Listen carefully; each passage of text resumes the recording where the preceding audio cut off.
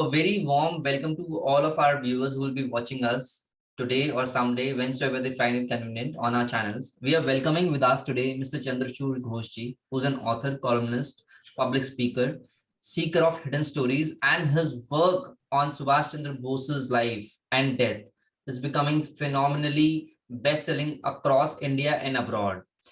His works are getting more traction than the entire commission reports of Shenawaz, Khosla, and Mukherjee commissions that were made to find out the cause of death of Subhash Chandra Bose's. But people are now relying and quoting Chandrachudji's book, Bose An Untold Story, as a reference or a benchmark. Sir, I just saw the movie of Gumnami Baba that is based on your work, and the author and the key player is also named after you and your co-author. Okay. Yeah, I will just make one point here. I mean, it's not uh, death, because that is what we contest. Me and my friend Anuj Dhar, we have been working together for so many years now, decade and a half, more than decade and a half. And it's not really death that we are talking about, it's disappearance and what happened after 1945. Okay, what happened after 1945? Okay, sir, first of all, how did you develop this obsession to start with the works to find out the cause of mystery or disappearance of Netaji after the 1945 airplane crash that we all came to know about? There were two major factors actually. I mean, like many kids growing up in Bengal, in the families where Netaji is revered and practically worshipped. It was no exception for me, but there was a deeper personal connection that my grandfather was also a freedom fighter who studied in the same college as Netaji, a couple of years junior in Scottish Church College in Calcutta. And my grandfather joined Chittaranjan Das, the non-cooperation movement, and continued in the freedom movement. And he was a staunch follower of Netaji. And when Subhash Chandra Bose formed Forward Bloc, my grandfather also joined the Forward Bloc, and later on became a member of parliament. So there was always a very deep connection with the life activities of Netaji. And obviously the question that followed was the story that was officially told that Netaji died in 1945, which is hotly contested, has always been. So it was a personal quest for me as to where the truth lied. Where was the truth? What was the truth actually? So that was a personal quest. And then as I grew up, I started my career and started working. And then I came across this investigative series, which was being done towards the fag end of the 1990s. I think it was 1999, 2000, around that time. They did this investigative series on the mysterious disappearance of Netaji. And at that time, the Justice Mukherjee Commission of Inquiry was also operating. And I read their stories. And when I read the conclusion that Netaji had actually come back to India and lived here in anonymity, I was appalled. I was appalled, and it was so disconcerting, and I was so angry at the reporters at the newspapers that, I mean, they seemed to be kind of spreading a new conspiracy theory, and absolutely I detested it. So a couple of years later, I came across when the Justice Mukherjee Commission of Inquiry was completing its work, and at that time there was no Facebook, there was no Twitter, and the social media that we see today was much more limited. And the most popular thing at that time were the Yahoo chat rooms, the Yahoo group emails. And so a lot of youngsters at that time of my age group, we got together in those Yahoo discussion rooms and emails, and started talking about what the possibilities were and what was going to happen. And at that time, we came across this book called Back from Dead, which was written by one of the journalists who was doing that investigation for Hindustan Times, Anuj Dhar. So Anuj Dhar also joined our group, and we started talking about it, discussing, and then we realized that there was much that needed to be done. And as this discussion was going on, the Justice Mukherjee Commission of Inquiry submitted its report, and it proved rather that there was no plane crash in 1945. And Netaji couldn't have died in that plane crash. If there is no plane crash, how could he have died in that? But he could not answer the question as to if he did not die in the plane crash, what happened to him? That question was left unanswered, and that still remained a mystery. So one part of the mystery was answered, but the other part of the mystery remained a mystery. So the government rejected the findings of the report without showing any reason. There were parliamentary debates following this, where they tried to justify their stand, but it was very clear that they were not serious and they were not speaking the truth.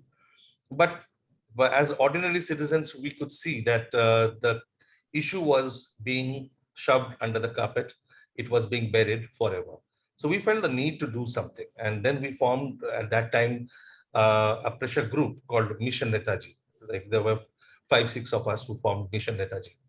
And Anuj, me, there was Srijit Panikar from Kerala. There was Shantan Dasgupta and Vishal Sharma from Delhi.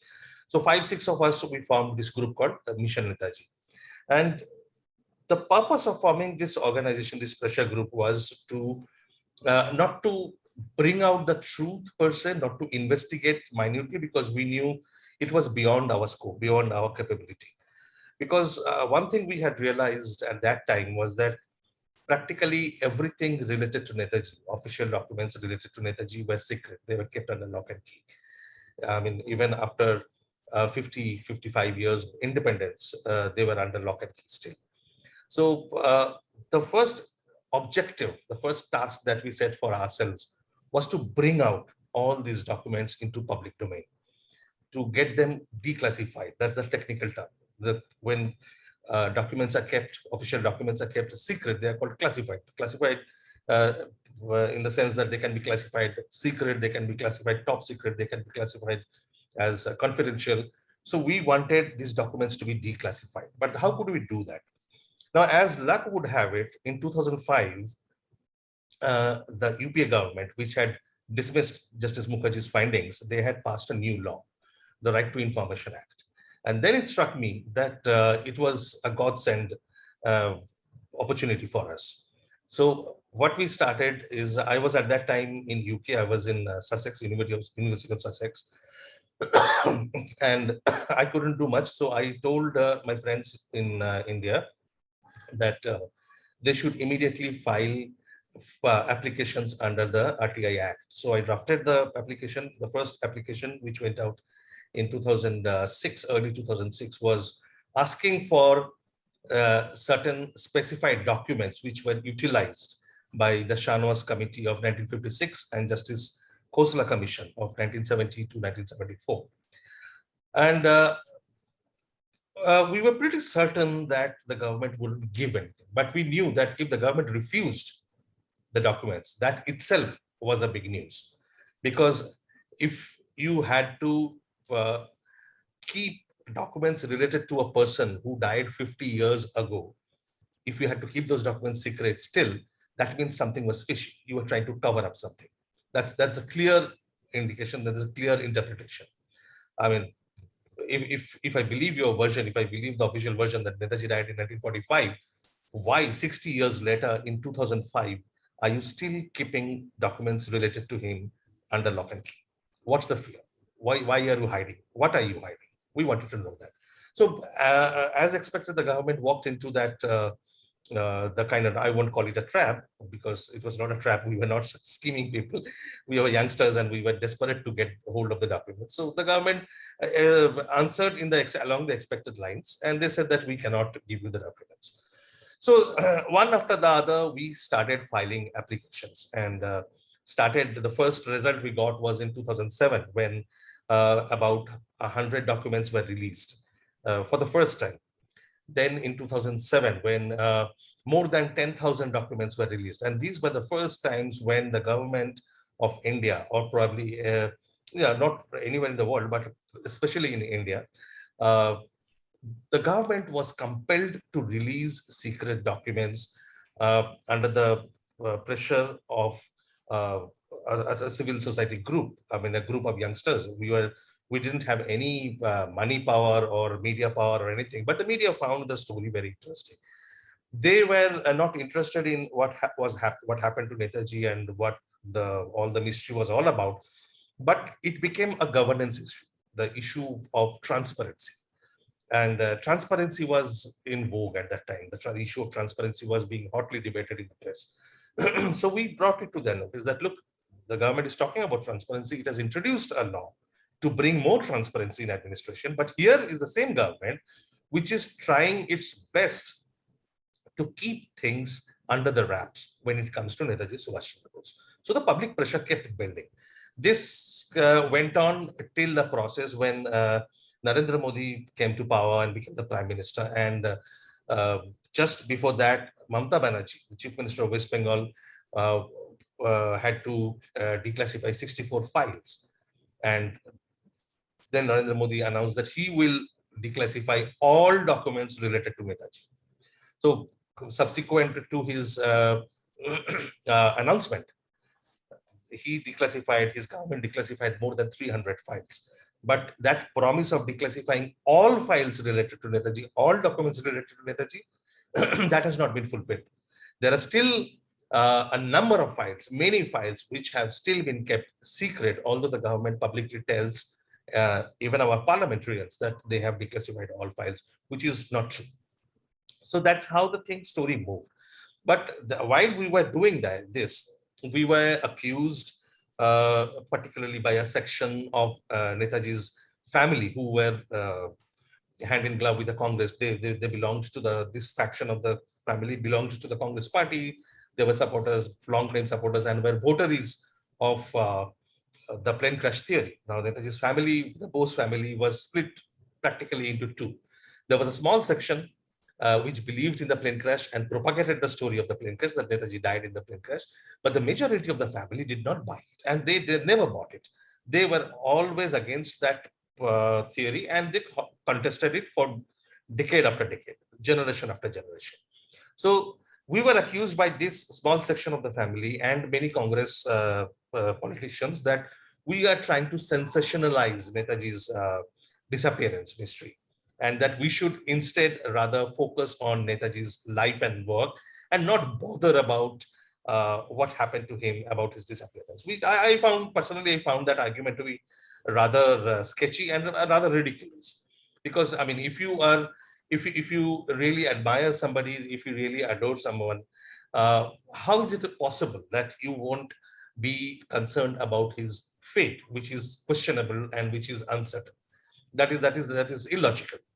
So whatever it is, we also felt at that time, and we continue to feel that, okay, let's get into the political part also. Let's look into Netaji's life and talk about it also. So that's how this my latest book, Netaji's biography, came to be. Because when I started working on the biography, when I started working on his life and politics, I realized that his political life actually was no less mysterious than his disappearance, because so much of it had been deliberately suppressed, unutilized by professional historians, scholars, even those belonging to the Bose family, that there was no clear idea amongst people of our country about the personality of Subhash Chandra Bose. Who was Subhash Chandra Bose? What did he represent? What were his thoughts? What did he do? So a lot of it was unknown and untold. So I found it necessary to bring all these aspects together, and that this book is the result of that research. So thank you for telling us in brief how you began this research. Now let's just answer the main question of the hour, the question that everybody calls India's biggest cover-up. I mean, or modern India's biggest mystery. What happened to Bose? Did Subhash Chandra Bose died in plane crash in Taiwan? What happened to him if he did not die in Taiwan? There are two books where we have answered this question in the minutest detail. It's a very complex matter, so I can only tell you our conclusions. Yes, please do. We cannot go into all the arguments and the sequences and everything. That will confuse your audience. So the first book is Anuj's 2012 book, which is a bestseller, which is India's Biggest Cover-Up. So there he has documented the plane crash theory and the alternative theories. What is the truth about the regarding the plane crash theory, and what are the alternative hypotheses, alternative suggestions that have come up during the last 6-7 decades? And the book that followed, which Anuj and I co-authored, is Conundrum, which actually answers the question as to what happened to him. Uh, we could easily establish with the help of documents which were still classified at that time that there was no plane crash and Netaji did not die. There was no question of Netaji's death in 1945. But if he did not die, then what happened to him? This is the question which Justice Mukherjee could not answer with proper evidence. So he left hints, he left clues, which we took to the logical conclusion and established. So that question, that what happened to Netaji today, in these times, we can confidently say that we know what happened to him. And the simple answer in a nutshell is that there was no plane crash. He did not die. He escaped from the war theater, in the Southeast Asian war theater. He probably went to Soviet Union, spent some time there. But eventually in the 1950s, early 1950s, he came back to India and continued to live in India for the most of the time till 1985, till his death in 1985. That is, in nutshell, the story of it. So the next question is, do we really agree? Because since I've been reading a lot of literature, because I was too about to talk to you, and once you mentioned in the beginning that the kids in Bengal are very much fascinated. It's not only about the kids in Bengal. All of the kids in all over India are very fascinated with Netaji. Of course, right? Of And course. even recently, Sir, Netaji statue was unveiled at India Gate under the pond where King George picture there was there, and Yeah. he happens to be India's biggest hero. I mean, that depicts. So if he did not die in the plane crash, he came, as you say, and lived in Faizabad in secrecy. And the question is, why did he live in secrecy? And even Bhagwanji in a letter said, right, if he chose to disclose his identity and come out of his wheel, imposed wheel, then there would be chaos. What chaos was Bhagwanji talking about, or Gumnavi Baba was talking about? And why did he choose to live in secrecy? And why only Faizabad? Why not anywhere else in the world? No, I need to clear this misconception first, that he did not live only in Faizabad. He lived in Faizabad only during the last 3 years of his stay in India. Okay. He lived across many cities in Uttar Pradesh, not only Faizabad. He lived in Lucknow, he lived in Basti, he lived in Ayodhya, and then he came to Faizabad. So all these places were there, and probably in other cities also. And we don't have the full information exactly where all he lived. We have found the mention of Mainpuri also. So there could be many other cities where he lived, but Faizabad was only the last 3 years of his life. And that's where all the evidence was recovered. So that's how Faizabad became so important and critical and popular in public imagination. Now, to answer your question, why he lived in secrecy, why he did not come out, there is no easy answer, and we don't claim to know the full answer to this question. It's a hypothesis, and it's our considered understanding based on the evidence that we have been able to access till now.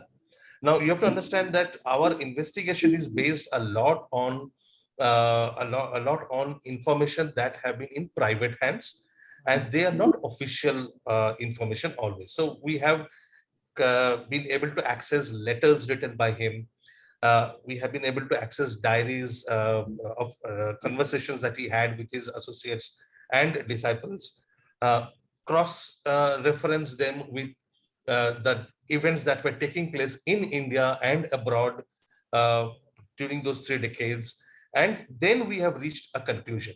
So one very important chunk of information that is missing from our investigation is the official information, because the government, both the central government and the state governments, have not, as I said in the very beginning, not declassified files which belonged to the intelligence departments. So it could be the Intelligence Bureau, it could be the RNAW, it could be the special branch in the states or the CID. So those files have not been released. Now you will ask me that how do I know even that those files exist?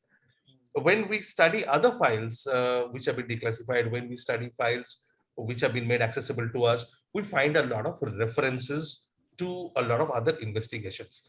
Now, investigations, whenever some question is raised, for example, in parliament or in assembly, in the files are generated. When a question is raised in the police department, files are generated. So the references are there, but the files are missing. So it cannot be that questions were raised, matters were discussed in the official circles, and no files were created. So if those matters were discussed, where are those files? Those files have not been put in the public domain. So that's very clear that we don't have access to that information. And unless we have access to those official files, the intelligence files, we will never have the full complete picture. Now, everything in the intelligence files might not be true, because that's not gospel truth, because there are many instances where information, where facts are twisted to suit a particular narrative. And Netaji is obviously, whatever else he has not been a favorite politician of the Nehru Gandhi clan and the Congress leadership, the Congress party. So there might have been distortions also. And so anything could be there, but at least we need to see those files. The story will not be complete without knowing what those files contain. Sir, coming to the main question now. Sorry to cut you short, sir. Now that because we have been running a lot of opinion polls as to what the questions people want to ask you, a person of your eminent research. So one question is, Azadi kisne dilai? Gandhi ya Bose ne? What is the real reason why British left India? What was the revolt and the naval mutiny? And did British Prime Minister Attlee Clement say something about, Bose being the real reason? Please shed some light on this. Yes, of course. See, we can make claims. Anybody can make claims. I will just give you a fact. I will give you a fact which will answer for itself who is responsible for India achieving independence in 1947. Now, the British government has been saying, promising, making a lot of promises that we will hand over power, India will have a responsible government, it will have its own constitution and own thing. But they never made it clear as to what exactly that form of government is going to be, what the nature of powers are going to be. There were talks going on. And as far as the freedom movement was a very big movement, no single person can claim that he got us independence, although the Congress party for its 70 years rule continued to say that it was Mahatma Gandhi and Jawaharlal Nehru who got us freedom, which and they didn't have a problem with that narrative. But when that narrative is now challenged and we say that actually it was Netaji's push that drove the British out in 1947, then they have a problem. Then they come arguing that, oh no, there were a lot of people involved in the freedom movement. How can you give credit to one person? So all these 70 years, they have been giving credit to only Mahatma Gandhi and Jawaharlal Nehru. They didn't have a problem, but now they have a problem. But to answer your question as to who mainly is responsible. Now, if you look at the time immediately before 1947, the transfer of power, India became dominion. It did not become independent or totally, completely free. It became a dominion and was part of the Commonwealth in 1947. But what happened exactly immediately before it? 1945, towards the end of 1945, the INA trials started, which created a massive response across the country, autonomous. It was not sponsored by anyone. The Congress party and other political parties latched onto the emotion that was being generated throughout the country. It was a popular movement. So that created so much unrest across the country that it got the British administration scared. And what followed immediately was the revolt in the Royal Indian Air Force. And immediately after that, there was a revolt in the Royal Indian Navy. Now, when the revolt in Royal Indian Navy happened, who played the biggest part to put it down, to pacify it, to quell the mutiny? Apart from the British military who were trying to force it down, it was the Congress party. The Congress leaders were trying to put them down. They said, don't do this. There is no need for mutiny. There is no need for violence and all that. But whatever happened from INA trials till the Royal Indian Navy mutiny. Okay, sir, coming back to the question, you were telling me about who won us independence. Then you were telling me about INA trials that happened. और फिर उसके बाद से royal Indian air force ने अपना protest करना start करा, फिर इंडियन नेवी ने भी करना स्टार्ट करा. Please sir. So what I was saying is that once these movements started, this eruption, this mass movement started as a reaction to the trial of the INA soldiers. The whole country was kind of sitting on a volcano, and it was about to burst, and it was manifesting in various manners, and the way things were moving, the British administrators really it scared them. I mean, something very interesting happened at this time when the mass movement was at its peak during the INA trials. Is that a group of MPs met Clement Attlee in London and said that under these circumstances we have only two options: either we get out of India voluntarily, or we get kicked out. So choose what you have to do, but there is no way we can continue in India. So it was at the peak of these INA trials. But be that as it may, what happened, the main thing that happened as a consequence of the mass movement that was triggered by the INA trials was the British understood that it had lost the loyalty of the Indian soldier in the British Indian Army. Now, it had ruled India, it had governed India on the strength of the Indian soldiers. It had recruited thousands and thousands of Indian soldiers, sent them out abroad in different countries to fight its own war, and held India under captivity. So once this pillar, this absolute strong pillar which held together the empire started falling apart, there was no way that they could anymore continue. And that became the dominant theme of the discussion between the British Indian government and the home government in London, because everybody realized that they had lost the trust and loyalty of the Indian soldier. Now they started building scenarios as to what would happen if there are mass scale riots, if the Britishers are attacked, what would happen, who would protect them, who would fight for them. And the matters reached such a serious proportion where the commander-in-chief of the British Indian Army in India, he asked for reinforcements from the home government and specified that in the reinforcements, the regiments that he asked for should only be British soldiers, not Indians, because they were not able to trust the Indian soldiers anymore, because they did not know if there was an altercation, whose side the Indian soldier would choose. And they feared that instead of shooting the troublemakers, instead of shooting the political activists, they would start shooting the British administrators, or they would attack their own side. So that it had reached that kind of situation. And that is when the British government announced a specific date that they would leave India by June 1948. Now, many people dispute this version. They say that no, we won our independence, we won our freedom because of ahimsa, because of non-violence of Gandhiji, of the Congress party. Now, the sure short way of deciding for yourself, anybody who is interested in Indian history, modern Indian history, can decide for himself or herself by the facts that I am giving you, is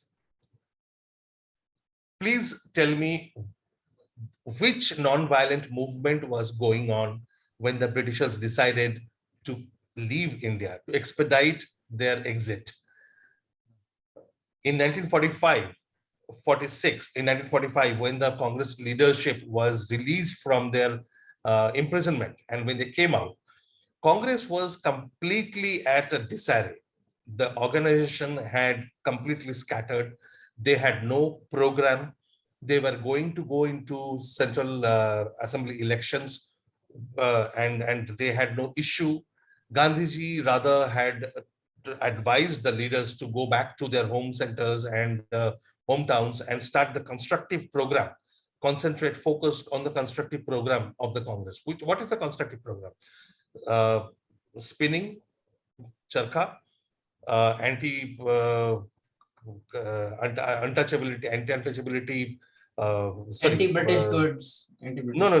goods. That was economic boycott was Ah. obviously there, but the untouchability program of Gandhiji Hmm. and prohibition, Hmm. anti-alcohol program. Hmm. So these were the issues that where they were asked to focus on, because they at that moment they were so unorganized that they didn't have a clear set of programs. And in one of the Congress Working Committee meetings, Sardar Patel complained that although the Britishers had promised that they would hand over power after the war came to an end, they were showing no signs of doing that. Hmm. So it was clear that the British were in no mood to leave just then. So what happened that within 2 years, they were forced to leave. This is what happened. The INA trials triggered such a range of reactions that the British had to leave because they lost the loyalty of the Indian soldier. Now, if I take this sequence a little further back, I gave you the examples of how the whole country was kind of in a volcanic situation. There was no non-violent movement at that time, which was the last non-violent movement against the British. That was 15 years ago in 1932. Okay. So in those 15 years, the non-violent movement, there was no non-violent movement. So how can non-violence or non-violent movement, non-violent agitation drive out the British when there was none? There was no non-violent movement in those 15 years. The only movement which Gandhiji tried to start was the Quit India movement in 1945, 1942. And within hours of declaring their intention that they were going to start the Quit India program. And when Gandhiji announced the Quit India program, the program was not finalized. It was not decided exactly what the components of that Quit India movement were going to be. Gandhiji announced that this movement is going to start, and he was planning to meet the viceroy and discuss with him the terms and conditions and negotiate with him. But the British government during the war was in no mood to negotiate. So what they did within a few hours of announcement, the AICC session in Bombay, they rounded up all Congress leaders, threw them into prison. And after that, from August 1942 till the end of the year, whatever movement lasted, the Quit India movement, it was an absolutely non-Gandhian violent movement. It went underground. That was un-Gandhian because Gandhiji always said that no political movement should be underground movement. It should be on the top, on the ground, and peaceful, legitimate movements. So it went underground and it became extremely violent. And what happened is when they went underground, they were getting the news of Netaji being in Germany and his plan to go to Japan.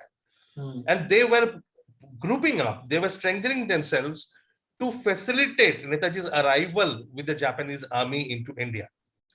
So it was as non-Gandhian, as non-Congress as any movement can be. So if anybody claims that it was Gandhiji's peaceful, non-violent Quit India movement that got us freedom, so the nothing people can be were further from. ecstatic about the arrival of Netaji along with Japanese forces, and they were preparing grounds for his welcoming and takeover. Yes, absolutely. All the intelligence documents of that time, the British intelligence documents of that time, clearly indicate that groups were organizing themselves, secret underground groups were organizing themselves to help Netaji's coming back to the country. And while this was happening, the Congress leadership was in prison, and the Communist Party actually was working against Netaji and informing the British government of these underground cells and the anti-British movement, wherever it was going on, they were informing the British government. So there was no sign of any non-violent mass agitation after 1932. So somebody has to have a very high power of imagination to explain how could non-violent movement drive the British away in 1947. Sir, I am truly trying to understand what you are saying, and I'm agreeing also to some sort. Sir, but now there's one more question that the people are asking is, Gumnami Baba, when he died in 1985, right? So he was in touch with a lot of INA members, former colleagues of Netaji Subhash Chandra Bose. And Yeah. when Gumnami Baba died, So there were a lot of things that were, found from him. So can you please shed some light on who he was in touch with, that lead to ascertain that Gumnami Baba was Netaji? And hello, Yeah. that Gumnami Baba was Netaji, and other what were the things that were found out, because that was too much of things to be found with the ordinary monk, right? I mean, if you say so. Yeah. So when for the first time the room where Gumnami Baba, the so-called Gumnami Baba or Bhagwanji, used to live in Faizabad after his passing away, when the room was for the first time opened for to the general public, when they gained the access, it was a stunning scene for them. They were shocked because it was all packed with trunks. There were like 29 or so steel trunks. There were thousands of books. There were thousands of documents, letters, uh, newspapers, magazines, journals, encyclopedias. I mean, it was just packed, all neatly organized, but it contained, to my estimate, I mean, there was a committee set up by the court to prepare an inventory, a list of the items found. So they grouped like all the things. So when it came to letters, they would list it as a bunch of letters, or a group of letters, or a group of newspaper cuttings. So if all those are disaggregated, my estimate is that the total number of individual items would not be less than 7,000 in number. So all these were found, and among them were found people already knew, people who knew about his existence. Many of them knew, many of their associates knew that uh, former associates, revolutionary associates of Subhash Bose, used to visit regularly. They were regularly in touch. They used to come visit. They used to write letters. And amongst these were the top level revolutionary leaders of the pre-independence era, who worked very, very closely with Subhash Bose. So among one of them was, for example, Leela Roy. Leela Roy was a firebrand leader, the first woman student of the Dhaka University, the first woman to, uh, uh, the first woman postgraduate of the Dhaka University, and a brilliant academic and a firebrand revolutionary, social reformer. She knew Subhash Bose from 1923, I guess, 1923, and nobody could have known Subhash Bose better than her. So she was convinced. She came and visited Nimsar when Bhagwanji used to live in Nimsar, Namisharan. She visited once, and she was convinced that he was the same person. There was this professor of Dhaka University who was very, very close to uh, Subhash Bose and the Bose family, Subhash Bose's elder brother. And he was the man who actually, from Bengal, stumbled upon Bhagwanji, and he found that he was living in anonymity in Uttar Pradesh. So there was the Secret Service agent of the Indian National Army, Pabitra Mohan Roy, who had seen Netaji from very close quarters, and actually he was one of the last persons to have seen Netaji closer to 1945, because Pabitra Mohan Roy was sent to India in 1944, and before that, he saw Netaji very closely from 43 to 44. So he was constantly in touch till the very end. There were other revolutionary figures, family persons of former revolutionaries, people who knew Subhash Bose very closely. All these people used to come and meet him regularly. Their letters were later found. Handwritten note, a summon issued for Netaji's elder brother, Suresh Bose, by the Khosla Commission. That handwritten original note was found there. Many other letters and documents were found. So Suresh's boss's handwritten letter to Gumnami Baba was found over there. No, Suresh Bose was a witness to the Khosla Commission. When the Khosla Commission of Inquiry operated function during 1970 to 1974, Suresh Bose was called by the commission to appear before the commission and give his witness account. So that original summons, signed by Suresh Bose, that was found. Okay. How did they reach over there? That's the big question. Why? Not only how, but why? Why would it be there at all? And there were other former revolutionaries, hardcore revolutionaries who used to visit, or if they did not visit, they used to write to him. Amongst them was a person called Trilokana Chakraborty, who was a very well-known and highly regarded revolutionary of the Anushilan Samiti. And Trilokana Chakraborty also later, I mean, he was also known as Maharaj. So Maharaj moved after partition to Bangladesh and stayed there and was involved in the movement that led to the liberation of Bangladesh.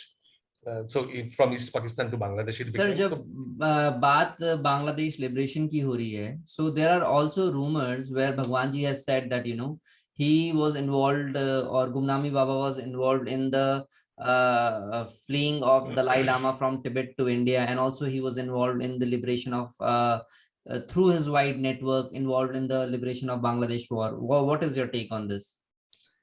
See, it's not only Bangladesh liberation war. Bhagwanji used to talk about innumerable events going on at that time around the globe. And it appears when we read the notes now, it appears to us that he used to get information almost real time, information of the nature which are available only to the heads of states. Okay. So a prime minister or a president would get that kind of intelligence input. So he is describing what is happening with the American troops in the Vietnam War. What is the strategy for dealing with them? He is describing what is happening in the Korean War, 1949.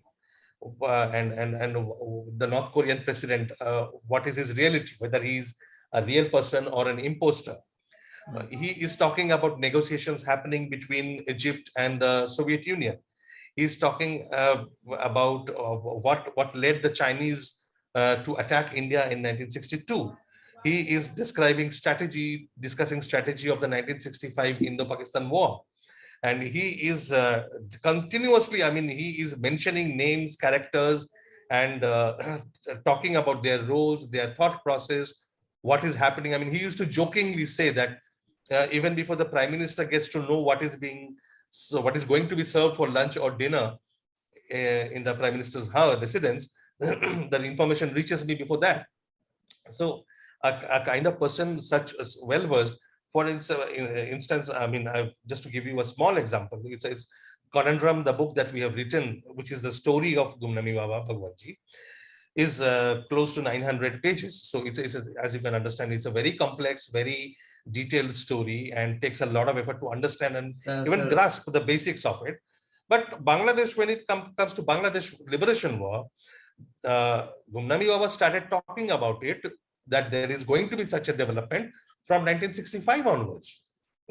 So how is, I mean, without, if he's just a Baba, as is known in Uttar Pradesh, in the northern belt, a Baba, a monk, a wandering monk, mendicant, penniless, smoking ganja and all, if he's a Baba, just like as the Bose family now tries to paint him, how did he get all this information, all this intelligence? I mean, we find him describing the entire jihadi movement as it was developing on the borders of Pakistan and Afghanistan, which was to spill over to Kashmir. So in real time, I mean, these are being discussed real times. There were many things that he said, mentioned during his discussions, which in those years were classified information, top secret information.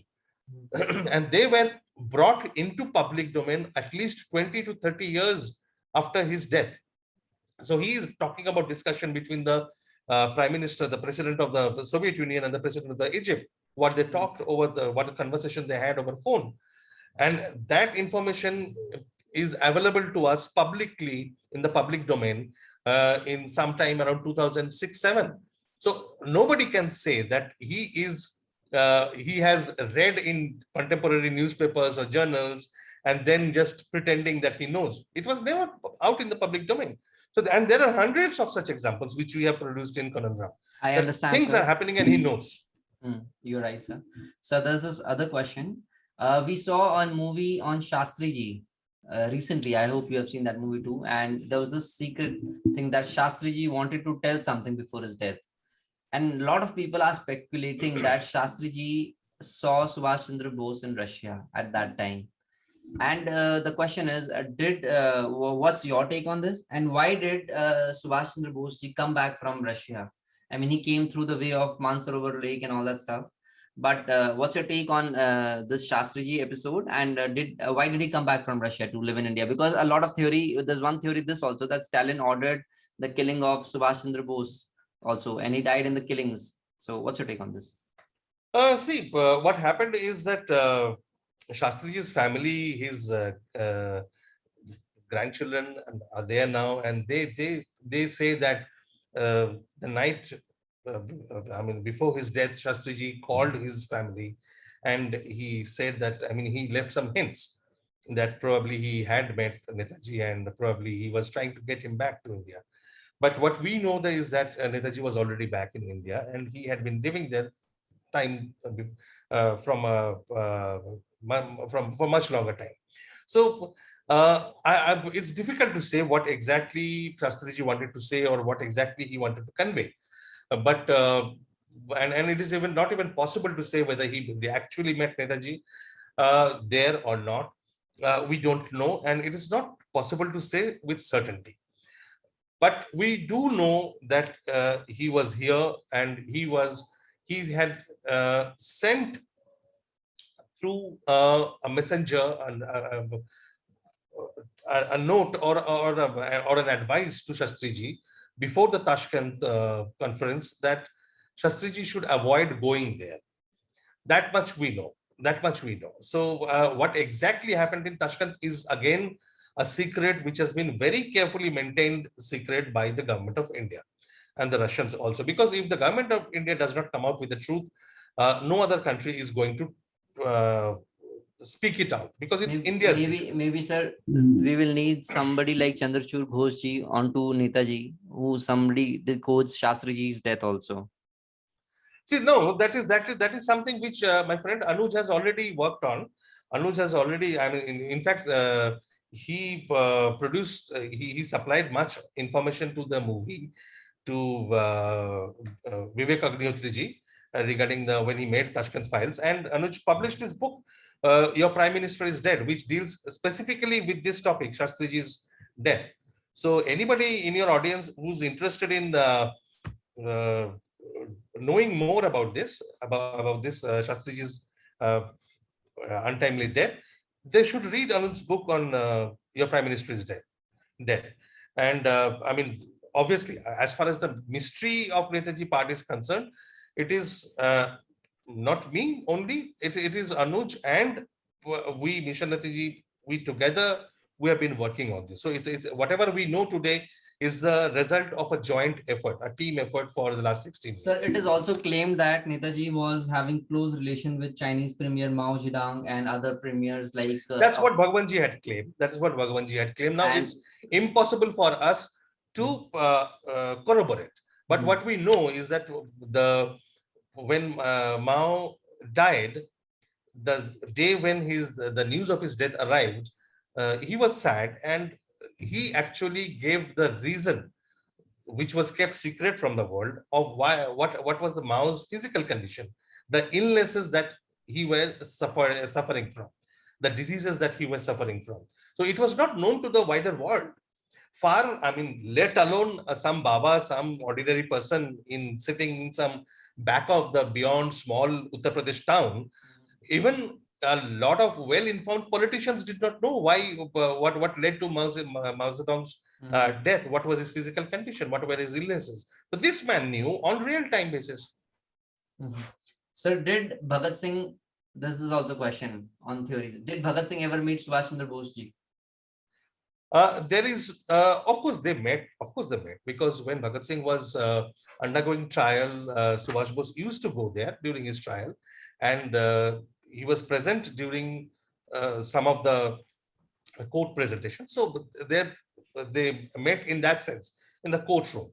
But otherwise, yeah, otherwise there is a hint. There is no absolute evidence available, but there are hints. There is a possibility that in 1928, before, at the time when Bhagat Singh was forming the Hindustan Socialist Republican Army, he had come to Kolkata during the Congress session in 1928 December, and then he was carrying some secret document with him on the organizing revolutionary activities and all. And some people have claimed, some of Bengal's revolutionaries have claimed, written in their biographies, autobiographies, that there was a secret meeting between Subhash Bose and Bhagat Singh, maybe a brief meeting, but they met briefly, even if briefly they met, but that was in total secrecy. Sir, next question is, how could India have evolved if Netaji was the Prime Minister? It's a speculative. These questions are very popular, sir. It's speculative. One thing which would have happened, a few things which would have happened, which we can gauge from Netaji's political activities. First, that India would not have pretended to be a non-violent country, because non-violence is a dogma, the way it has been played out. India's military strength would have been much more, the foundation would have been much stronger, and probably India would not have been humiliated or suffered the defeat which it faced in 1962 war. The planning, there would have been much less corruption. Firstly, if Netaji came back, the answer to this question depends on which time frame you are looking at. If Netaji came back with the other INA soldiers at the end of 1945, there probably would not have been the partition, because he was, so much against Mountbatten and the British government at that time.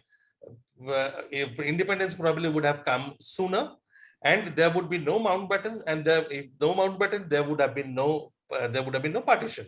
And his stature at that time was so big that nobody came close to his stature at that time, and he could have more effectively countered Jinnah and his two-nation theory and the communal politics that the Muslim League was playing. Right, and which he actually demonstrated. He was not only preaching, he actually demonstrated that by creating the Azadin government and the INA, where there was no hint of any religious divide or communal divide. People of all religions, of all communities were working together, shoulder to shoulder, and fighting for India's liberation. The trouble started only when the war ended and Muslim League and Congress started fighting with each other, and they were kind of focusing on dividing the spoils, who's going to get power, who's going to become prime minister, and all that. But again, we have to remember that Netaji started the planning committee, the planning commission work that India continued. It was started by Netaji, and his focus on industrialization, universal education, on building infrastructure, all these were so scientific and so ahead of his times. I mean, he was in his, if anybody cares to read his Congress presidential Congress presidential speech of 1938, he was talking about points and issues which we are still discussing. For example, indebtedness of the farmers, how farmers are suffering, reeling under agricultural debt, what should be done to bring them out of it, how to raise crop productivity. We are still continuing to discuss those issues, which he was discussing like 80 years ago. So right. He was much ahead of his times, and had a logical and scientific approach towards policy making. And India would have been a much more advanced and developed nation, probably within a few years. Sir Netaji के कई श्रेय दिए जाते हैं। सबसे पहला sir उन्होंने कहा जो दिल्ली चलो, वो आज तक यूज होता है। सर उनकी रानी झांसी रेजिमेंट जो थी, वुमेन एम्पावरमेंट को आज भी प्रमोट करती है। इक्वालिटी के लिए he had his close aides and generals who were Muslims. Sir Netaji का नाम नेताजी परंतु कैसे पड़ा? नेताजी का नाम it was given by the soldiers, by the people in the Free India Center in Germany, and the question arose as to how he was to be addressed. So what was the title to be used? Some of the people working there were his contemporaries, same age, they could call him by name. But when he's given the status of the head of a state, of a government in exile, you cannot just go and call him by name. So, and the rank and file had to address him. So what was the term that would have to be used? So that's how the soldiers came up with the name, with the term Netaji, that he was the leader. So what else could they call it? But that Netaji, he did not like the term, but then it stuck. It continued. It originated in Germany and continued in Southeast Asia. Sir, was Azad Hind Fauj created by Netaji? Was Azad Hind Fauj created by Netaji? Azad Hind Fauj was created first by General Mohan Singh and the Japanese and Rashbihari Bose, and the other Congress leaders in Southeast Asia. And it was disbanded later because of a tussle between Mohan Singh and Rashbihari Bose. It had to be disbanded. So Rashbihari Bose tried to reorganize it, and by the time a small nucleus was recreated, Netaji arrived and he went into mass mobilization and expanded the size of the Indian National Army, converted it into a fighting army. So we are so thankful for you to have led this cause and to bring to the world what all these big commissions and big governments could not, and have changed the narrative and belief of not only me, but so many people who have read it, are listening to you and will continue to listen to your works. Sir, but the biggest question still remains to me is, why did Netaji, when he came back to India, have easily could have said that, he's Netaji, he could have risen to the stature of becoming the prime minister or the president of the country. Easily, people would have handed him over, right? But then why did he chose to come and stay in Solace and as a sannyasi? And what reasons? Did he fear the allied powers or the allied governments as a war criminal or a war prisoner? Or did the Indian government was bound by secret protocols to hand him over to the to the respective governments? So what is this, sir? Well, it's not one single reason why he did not come out in public life. There was no single reason. It was a combination of many reasons. And as I said, that we still don't have access to the government file, so we don't know the full answer. But whatever we have been able to understand till now, there are a few reasons behind this. Firstly, he was not living a life in solace or comfortable retired life. He was very, very active. I mean, if you read, and I would strongly urge your audience, your listeners, to read Conundrum. And if they cannot read the fat book because it is very detailed and complex, they should read the shorter version, which is called "Your Government Does Not." The government does not want you to know this. And there is a Hindi edition of that book also, Gumnami Baba or Sarkari Jhoot. So I would urge you to read, but I will try to answer the question briefly, and obviously it will be simplified. First thing, that he was not interested in political power anymore because he had taken sannyas. That is a fact. So he was not hankering upon the post of a prime minister or a president. Was too small for him. He was much bigger than that. Secondly, I will remind you of an incident which happened in 2019, where an assistant of a US Congresswoman during one of the press conferences wore a t-shirt. And that t-shirt had the picture of Netaji in front. And the US media, this is in 2019, the US media went over their top, created such a ruckus that the assistant to a US Congresswoman was wearing a t-shirt with the face of a fascist collaborator, Nazi collaborator, a fascist. They called him names. But this was happening in 2019. The war has ended in 1945. So 55 years and 19 more years. So that's 74 years. If this was the reaction in 2019, 74 years after the World War ended, could you imagine the reaction if Subhash Bose appeared on the scene in 1950? There would have been huge pressure to treat him as a war criminal. And this is what Bhagwanji used to say, that my coming out is not in the interest of the nation, because India will become a center of a civil war or a global war probably, because the allied powers would want to try him as a war criminal and India would refuse to hand him over. So there definitely India was a nascent country, just emerging as a new country trying to find its feet. In those circumstances, if they had to fight with the global superpowers over him, that would have probably create so much damage and destruction that would, I mean, deter India's development as a nation. He did not want that. That's one reason, only one reason. Okay, there are other reasons where you refer to a secret treaty between the Congress leaders to hand him over as a war criminal. It has been alleged. We have not seen any such document, any document which can prove that, corroborate it. There is no documentary evidence towards that, but allegations have been made by people who know a lot of things. So it's an allegation still now. The third thing is that he chose the path of serving the interest of India by staying away from the glare of media and political power. So that did not mean that he had retired. He was doing his work in his own manner. And if what we have written in Conundrum is true, he has contributed immensely to India's development and India remaining safe. So he was safeguarding India's interests in various possible manners. So why was But Netaji not given Bharat Ratna? he was offered, it was considered by the government, a proposal was made, but then he was offered posthumous Bharat Ratna. By the same So- Congress government. By the UPA government, by the Narasimha Rao government.